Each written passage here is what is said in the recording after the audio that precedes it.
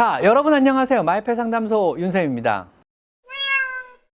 고양이에게 필요한 영양소나 열량은요, 각각 고양이의 성장 정도와 나이에 따라 다릅니다.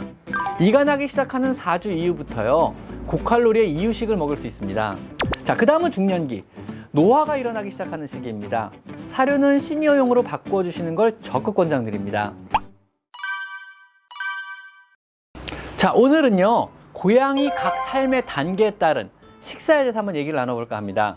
메디야, 내려와. 메디야. 고양이가 건강하게 오래 살도록 하려면은요, 사람과 마찬가지로 식사에 주의를 기울여야만 합니다. 이에는요, 사료의 종류에도 신경을 써야 할 뿐만 아니라 사료를 먹이는 방법들도 고민을 좀 해보셔야만 합니다. 오늘은요, 고양이 생애에서 각 삶의 단계별, 그 나이별로요, 식사에 대해서 한번 같이 고민하고 알아보도록 하겠습니다. 고양이에게 필요한 영양소나 열량은요, 각각 고양이의 성장 정도와 나이에 따라 다릅니다. 성장기인 아기 고양이 시기와 비만이 나타날 수 있는 정년기, 그리고 질병에 자주 걸리고 면역적으로 취약해지는 시기인 노묘기는요, 굉장히 주의를 하셔야만 합니다. 자, 각 단계별로 알아보면은요, 먼저 포유기, 태어나면서부터 4주까지의 시기를 말하고요, 어미젖을 먹으면서 쑥쑥 자라나는 시기이기도 합니다. 이 시기에는요, 어미젖, 즉 초유를 먹으면요, 여러 감염에 대한 저항력과 면역력을 어미로부터 물려받게 됩니다. 모체 이행 항체라는 걸 받게 되거든요. 어미가 없는 구조한 고양이의 경우는요, 인공 초유를 먹이셔야만 하는데 매 4시간마다 배가 빵빵해질 때까지 최소 4주는 먹여주셔야만 합니다. 인공포유란 고양이는요, 엄마한테로부터 모체 이행 항체를 받지 못하기 때문에 면역적으로 굉장히 취약한 상태입니다. 그래서 조금 더 빨리 접종하는 것을 권장드립니다. 자, 그 다음은 이유기, 생후 1달부터 2달까지의 시기를 말하고요, 이가 나기 시작하는 4주 이후부터요, 고칼로리의 이유식을 먹을 수 있습니다. 이 시기부터요, 본격적으로 몸이 커지는, 자라는 시기이기 때문에 초유만으로는 칼로리의 한계를 느끼게 됩니다. 그래서 고단백질이 함유된 새끼 고양이용 사료를 먹이기 시작하셔야만 합니다. 로얄 캐닌 베이비캣을 일반적으로 추천을 드리고요, 충분한 양을 급여하시고요, 처음에는 딱딱한 건사료를 먹기 힘들어 한다면요, 초유나 혹은 물에 약간 불려주시는 것도 좋고요, 습사료 형태의 베이비캣을 급여하시는 것도 좋습니다. 다음은 성장기, 생후 2달부터 6개월까지를 말하고요, 왕성하게 놀고 잔뜩 먹으며 눈에 띄게 성장하는 시기이기도 합니다. 튼튼한 몸을 만드는데 굉장히 중요한 시기이기도 하고요, 고단백, 고칼로리의 키튼 사료를 자율급식으로 시켜주시는 것이 가장 권장되는 방법입니다. 이 시기에는요, 특히 습사료, 간식 캔이든 주식 캔이든 파테 타입이든 아니면 수분이 들어간 씹는 알갱이가 들어간 타입이든 가리지 말고 다양한 식감의 사료를 공급해 주셔야 나중에 까다로운 입맛을 안 가지게 됩니다.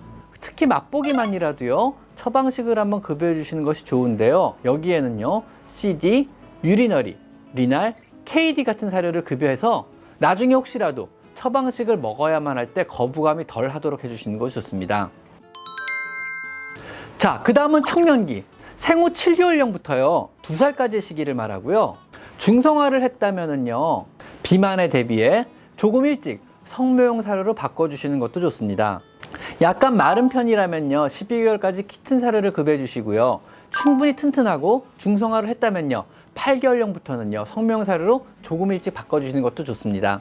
하루에 2, 3회 이상으로요, 제한급식으로 서서히 바꿔주기 시작하는 것이 좋습니다. 성장기에 비하면은요, 하루에 필요한 열량이 굉장히 줄어드는 시기이므로 식욕 또한 약간 줄어들고요, 먹는 양 역시 약간 줄어들게 됩니다.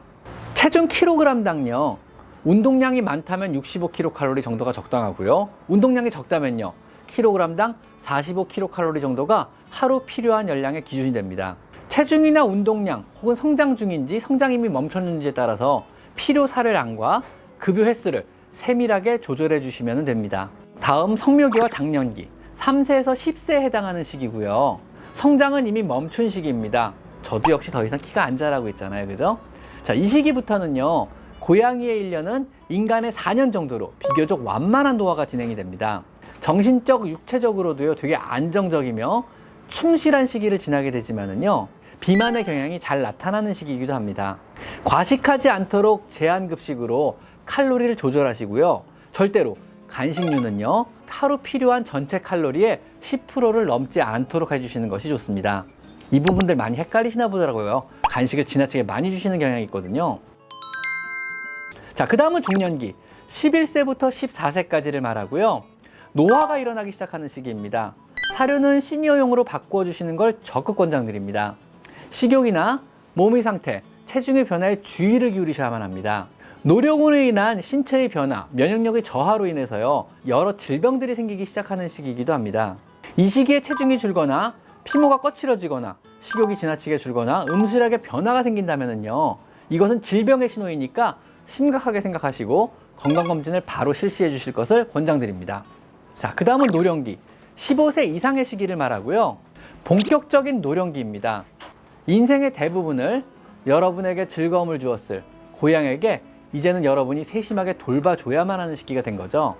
식욕이 떨어지기 쉬운 시기이니만큼요, 캔이나 물에 불린 부드러운 사료로 급여를 해주시고요.